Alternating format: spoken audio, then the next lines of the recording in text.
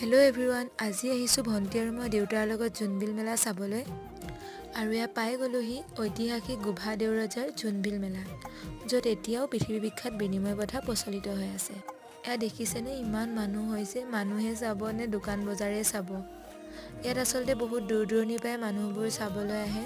বেছিভাগ মানুহ পাহাৰীয়া এলেকাৰে হয়। এইফালে বিভিন্ন জনগোষ্ঠীয় লোকসকলে নৃত্য পৰিৱেশন কৰি আছে। আকৌ এইফালে দেউতাই ঝাৰু কম দামত পাই 4ডালমান কিনিয়ে ল'লে। যিহেতু জোনবিল মেলাত আহিছোৱেই, পোৰা মাংস নাখালে হ'ব জানো।